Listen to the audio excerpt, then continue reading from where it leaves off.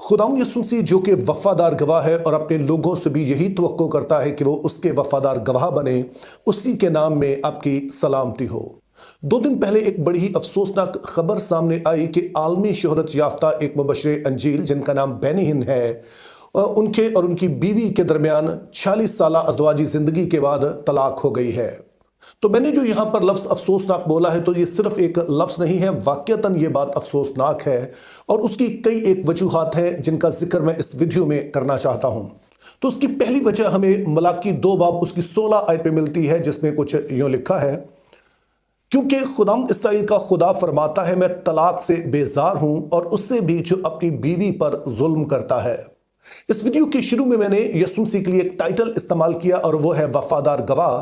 वफादारी का मतलब होता है कि जो कमिटमेंट आपने किसी के साथ की है, उस कमिटमेंट पर, अपनी उस बात पर कायम रहना।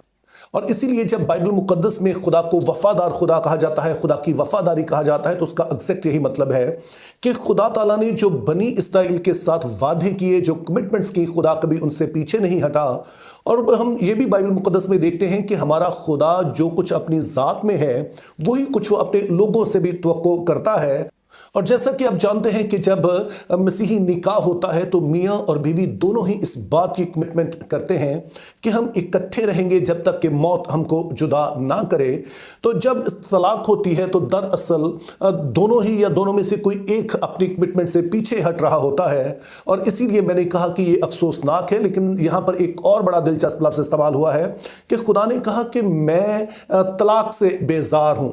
अब बेजार के लिए जो इब्रानी ज़ुबान में लफ्ज़ इस्तेमाल हुआ है वो है साने। तो बाइबल मुकद्दस में बाज़ जगह पर इसका तर्जुमा अदावत किया गया है, लेकिन बहुत सारी ऐसी जगह हैं जहां पर इसका मतलब नफरत किया गया है। और इसलिए जब खुदा ताला कहते हैं कि मैं तलाक से बेजार हूं, तो वो दरअसल कह रहे हैं कि ये एक ऐसा अमल है जिससे मुझे नफरत है। तो इसलिए मैंने कहा कि ये जो तलाक हुई है, जिसके पीछे जो भी वजूहात हों, लेकिन ये अफसोसनाक बात है। इसके अलावा जो अफसोस की दूसरी बात हमें नजर आती है वो तीमुथियुस का पहला खत, उसका 3 बाब और उसकी 4 और 5वीं में बयान की गई है, जिसमें कुछ यूं लिखा है, अपने घर का बखूबी बंदोबस्त करता हो और अपने बच्चों को कमाल संजीदगी से ताबे रखता हो। जब कोई अपने घर का ही बंदोबस्त करना नहीं जानता तो खुदा की कलीसिया की खबरगिरी क्यों करेगा।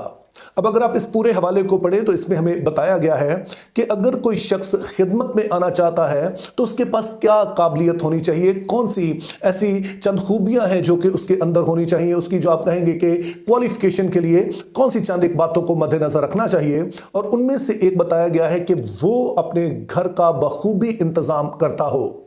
अब जब मैं सेमिनरी में तालीम हासिल कर रहा था तो हमें एक ख़ास बात ये सिखाई गई कि आपने खुदा और आपका जो ख़ानदान है और जो आपकी खिदमत है, इसमें एक बैलेंस को कायम रखना है।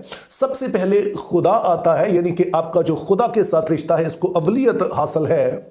जिसका मतलब यह है कि अगर आपको खुदा और ख़ानदान में से किसी एक को चुनना पड़े तो आप खुदा को चुनेंगे, यानी कि आपको खुदा के साथ चलना है, खुदा के साथ रिश्ता इंपॉर्टेंट है। और फिर अगर आपको अपनी फैमिली, और यहाँ से मुराद बीवी बच्चे हैं, उनमें से और खिदमत में से किसी एक को चुनना पड़े तो आप फैमिली को चुनेंगे, चूँकि आपकी पहली जिम्मेदारी आपके ख़ानदान के लिए है। आप पहले अपने घर के काहिन हैं और फिर आप दूसरों के लिए कहानत का काम सर अंजाम देते हैं। तो ये नहीं वो कह रहे थे कि आपने खिदमत को इग्नोर करना है। उनका पॉइंट ये था कि आप लोगों ने अपना जो खुदा के साथ रिश्ता है उसको मजबूत रखना है और फिर उसके बाद अपने खानदान के साथ अपने रिश्ता मजबूत रखना है, क्योंकि तभी आप खिदमत सर अंजाम दे सकेंगे। तो इस तरह से जो खादमीन हैं उनके लिए फैमिली लाइफ का अच्छा होना ऑप्शनल नहीं है, बल्कि ये उनकी एक प्रायोरिटी होनी चाहिए। इसमें उन्हें इन्वेस्ट करना चाहिए ताकि अपने खानदानी जिंदगी को वो मजबूत रख सकें, तभी वो खुदा की बेहतर खिदमत कर सकेंगे। तो इस तरह से हम देखते हैं कि तलाक वैसे ही खुदा की नज़र में नापसंदीदा है, अफसोसनाक है। लेकिन अगर फिर किसी खादम के साथ ये हादसा पेश आए तो ये और भी ज़्यादा अफसोस की बात है, क्योंकि ये सिर्फ एक आम शख्स के तौर पर या एक आम मसीही के तौर पर नाकामी नहीं है, बल्कि एक खादम के तौर पर भी नाकामी है। और फिर इस वाक़े के अफसोसनाक होने की तीसरी वजह हमें मरकस 9 बाब उसकी 42 आयत पे बताई गई है, जिसमें खुदावंद यीशु खुद ये फरमाते हैं, और जो कोई इन छोटों में से जो मुझ पर ईमान लाए किसी को ठोकर खिलाए, उसके लिए ये बेहतर है कि एक बड़ी चक्की का पाट उसके गले में लटकाया जाए और वो समुंदर में फेंक दिया जाए। अब इस वाली आयत में दो इंपॉर्टेंट जुमले इस्तेमाल हुए हैं कि इन छोटों में से जो मुझ पर ईमान लाए हैं, और यहां से मुराद यीशु मसीह की वो लोग हैं जो कि अभी ईमान में बहुत पुख्ता नहीं हैं, वो जो अभी शायद जिन्होंने अपना मसीह के साथ ताल्लुक शुरू ही किया है, शायद उनका अभी ईमान उस कदर गहरा नहीं है, अभी वो बहुत सारी चीज़ों को उस तरह से नहीं समझते हैं कि जैसे एक पुख्ताकार ईमानदार समझता है। तो इनको यीशु मसीह कह रहे हैं कि ये वो लोग हैं जो कि छोटे हैं, यानी कि अभी उनके ईमान को डेवलप होने में टाइम लगेगा, मसीही किरदार में उन्हें ढलने में टाइम लगेगा।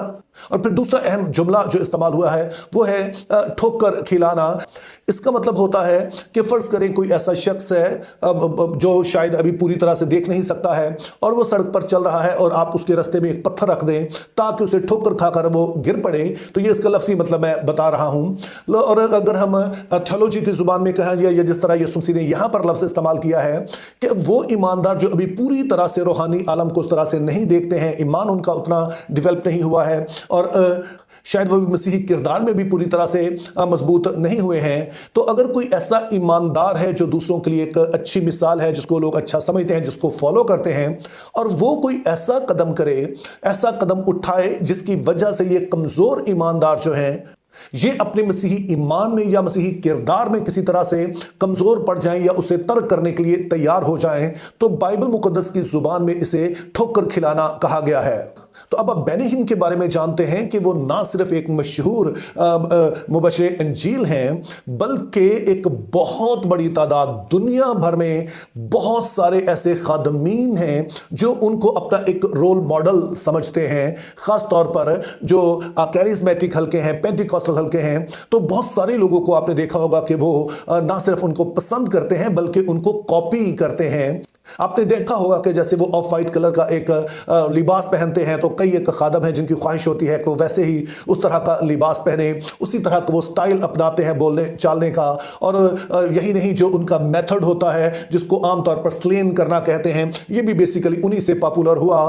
तो वो एक ऐसे शख्स हैं कि जो एक आम मसीही नहीं है या एक आम शख्स नहीं है, बल्कि वो ऐसे हैं कि जिनको बहुत बड़ी तादाद फॉलो करती है। तो अब ज़ाहिर है उनकी ज़िंदगी में ये जो अफसोसनाक बात हुई है, इससे कोई अच्छी मिसाल कायम नहीं हुई है। और शायद बाज़ ऐसे खादमीन हो भी सकते हैं जो अभी उतना मैच्योर नहीं है, तो वो इसको न जाने क्या रंग दे सकते हैं। और इसलिए मैंने कहा कि जो कुछ हुआ है ये अफसोसनाक है। और फिर चौथी अफसोसनाक बात यह है कि बेनी हिन और उनकी बेगम जो है, जिनका नाम सुज़ैन है, उनके दरमियान ये पहली दफ़ा तलाक नहीं हुई है। उससे पहले 2010 में भी ऐसा हुआ है और फिर 3 साल के बाद इन्होंने दोबारा से शादी कर ली, बाकायदा शादी की रस्म हुई। और अब 12 साल के बाद हम देखते हैं कि फिर से तारीख अपने आप को दोहरा रही है। और जाहिर है ये किसी तरह से भी कोई अच्छा नमूना नहीं है, क्योंकि बाइबल मुकद्दस में शादी एक इंतहाई संजीदा मामला है।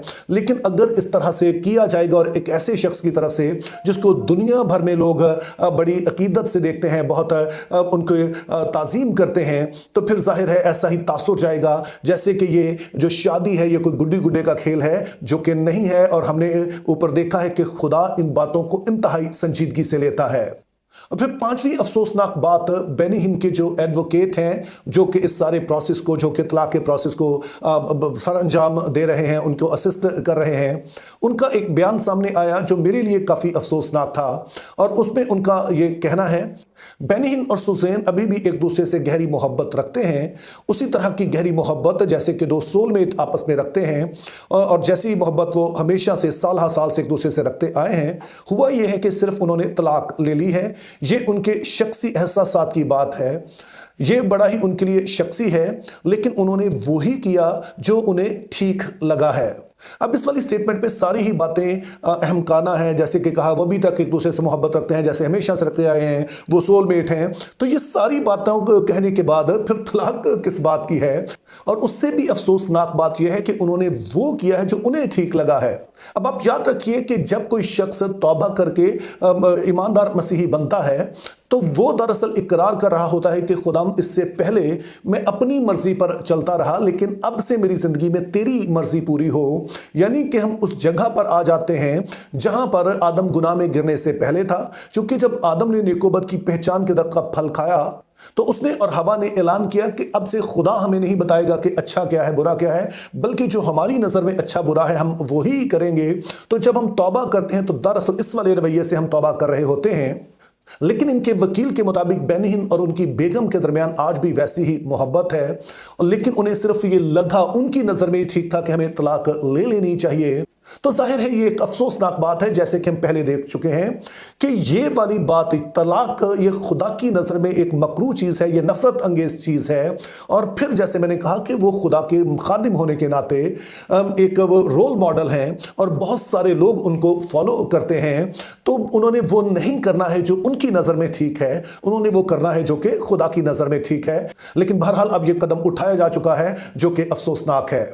और फिर एक आखिरी बात के साथ मैं इस वीडियो का इख्तिताम करना चाहता हूं, और वो ये है कि जो घर का इंतज़ाम है या घर में माहौल को ठीक रखना है या सिचुएशन को बेहतर रखना है, ये सिर्फ एक खादम की जिम्मेदारी नहीं होती है, बल्कि साथ में बेगम की भी जिम्मेदारी होती है।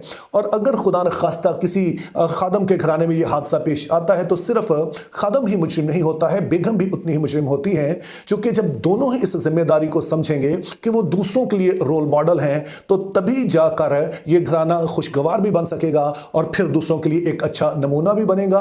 चूंकि जो ये वाले डाइवोर्स पेपर्स जमा करवाए गए हैं, दोनों ही दफ़ा सुजैन की तरफ से, जो कि बेनिहिन की बेगम है, उनकी तरफ से जमा करवाए गए हैं, जिससे लगता है कि शायद उन्हें बेनिहिन से कुछ ज़्यादा शिकायतें हैं, जिससे बज़ाहिर ये लगता है कि एक नामवर खादम की बेगम होने के नाते उनकी जो जिम्मेदारी है, उनके कंधों पर जो खुदा ने एक बोझ रखा है, वो उसको पूरी तरह से नहीं समझी है।